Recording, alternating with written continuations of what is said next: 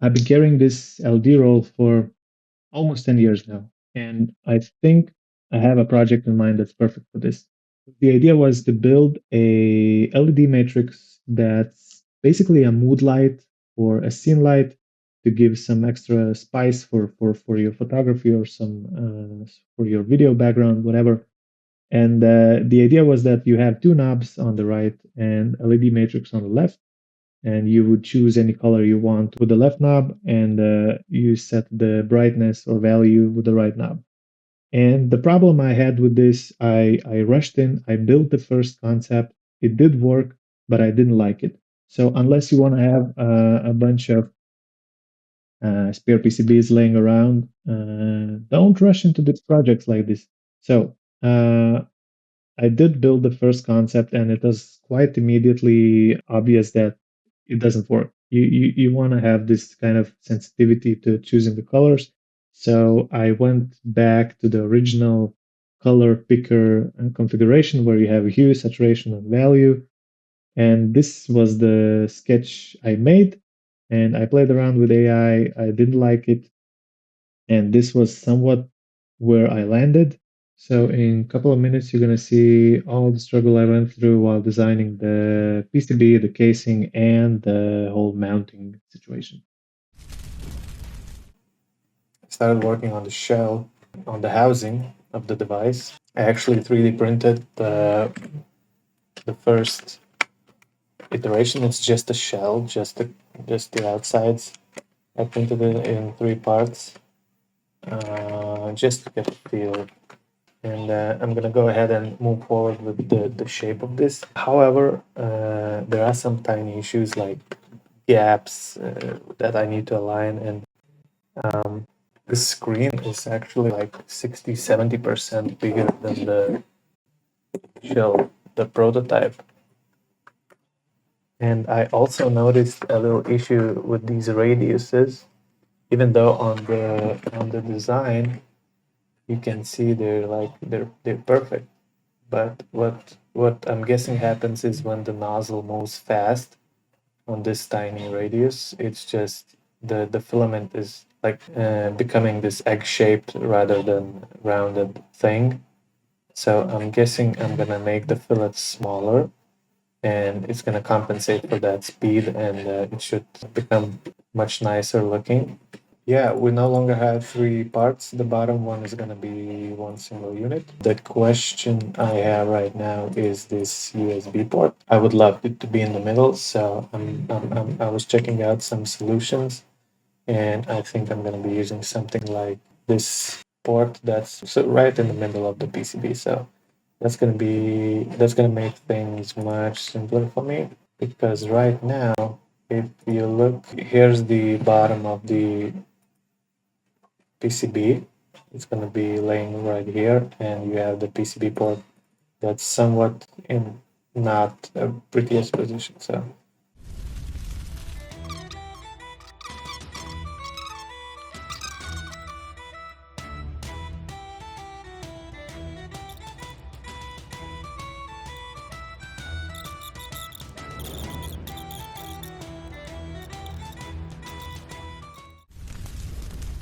I am no expert on FiCAD, so I think there's many other ways to make this more professional, so don't mind that.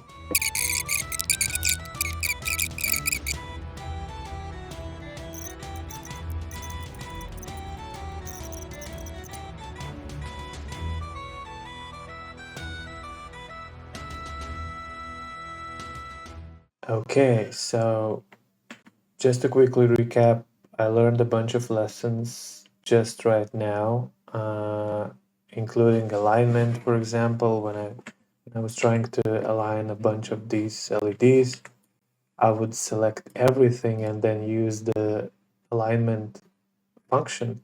But the problem I had, they were like all around the place. So what I noticed, I was selecting not only just the footprint, but the silk screen indicators as well. So these labels, I mean, so you don't want to select that when you want to align, just align. And it's not like ideally aligned, but just for time's sake, I decided just go with it. If this ever becomes a somewhat serious production thing, it's going to be revised a couple of times. Maybe even the LEDs will change. So I'm not worried about that here. I also rushed in with positioning of the LEDs. As you can see right now, I have this complex grid where the first pin of resistor goes here and the second is somewhere over here. So I'm gonna move, now that I traced the batches, I'm gonna move them in the correct places. But that's again a mistake I could have avoided if I was not rushing in.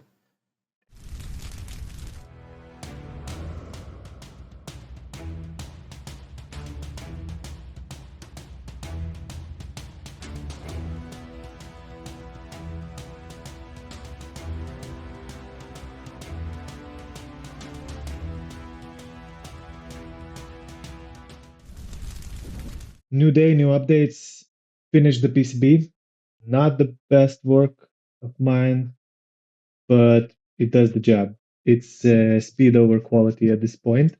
I finished the PCB. I managed to fit everything inside the perimeter I needed. I went ahead and placed an order for this PCB before the Chinese Christmas so I could receive it faster.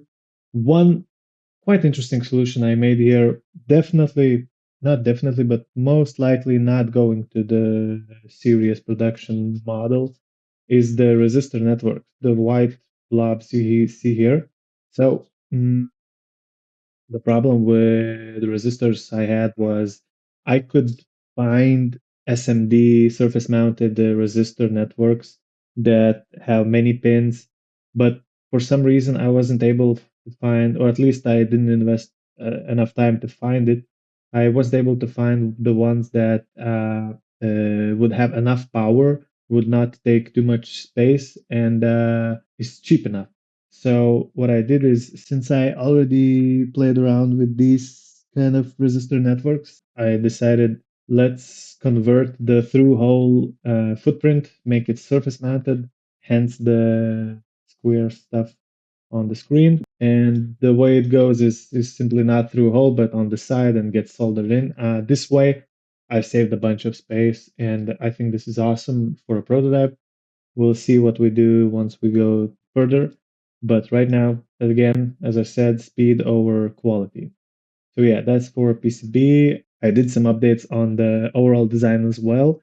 I introduced the on-off switch, which is pretty neat. It's like passive, but it has the on-off indicator, green meaning on, red meaning off, obviously.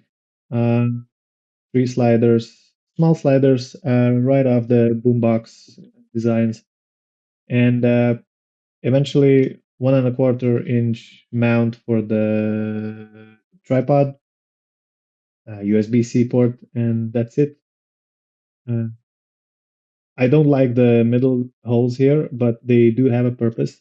They're here because of the flex, able to lift up the side, which I don't like. It's most likely going to be sold by using a different plastic, the probably like PETG.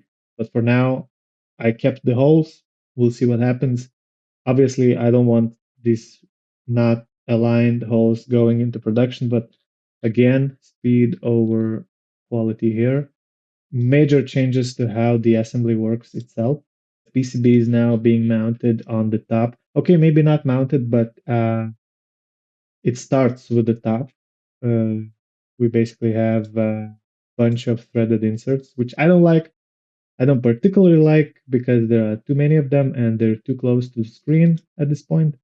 We're gonna definitely do something about it, but for now it's good enough. It's designed for the M2.5 threaded insert. So they go here. Then we have the brass offsets, like they're 6 mil offset that screw in and they accept another bolt from the bottom. So that's going here. This is where the PCB gets mounted, but the bolt is not going here behind the PCB. It's actually going to go together with the bottom plate. So I'm going to show you the analysis view. Yep, like this. So yeah, this is the PCB. This is the offset. And the bolt is going to start from here and thread in like 2-3 mils here and stop. This is how the bottom is getting attached to the top. At this point, I don't like it because it's obviously too many steps in if you're aiming for at least somewhat scaled production. I have 3 remaining jobs to do. I have to order the hardware. I have to order the missing resistors. And I have to go ahead and start 3D printing the parts for this casing. We're going to be testing a bunch of stuff. This tripod mount, we're going to see if it actually works, if it's 3D printable. It should be. It's quite big enough. I am concerned on the USB-C port thickness, especially this one. I think it's too thick. It might need to do some adjustment with the PCB or model itself. And I am pretty certain we are too thin on this part between this angle and this wall. I think this is gonna require some adjustment, but we have space, so I'm not too worried about this. I am worried about figuring out the right way to assemble this stuff. So if you have any ideas, shoot out. So yeah, 3 things plus the 4th item I just marked is the diffuser. I'm gonna go ahead and purchase the acrylic sheet, probably like white plexiglass to start off, and just cut it to size to see how it diffuses, if the dimensions between the LEDs and the diffuser are fine, and all that stuff. I'm pretty optimistic about this. I think this is super interesting for me to go over. Like, this is something I want to do and pursue. So see you in the next video. We're going to be assembling everything, soldering a bunch of LEDs. I'm going to be using the solder mask the first time. You're going to see what it is if you don't know. And yeah, again, for today is enough. I think this is a good first introductory video to this kind of project of mine. I've done several similar projects over the years, but it's going to be the first time I'm documenting everything and trying to go from the idea all the way to at least somewhat serious production. Which means if the product is successful, if the prototype is successful, I'm going to be putting up on some kind of an eShop, whatever, and testing out this design. And if everything goes well, I'm going to be introducing 2 or 3 more different designs, different configurations of basically the same product. So yeah, that's me. Thank you for watching. See you.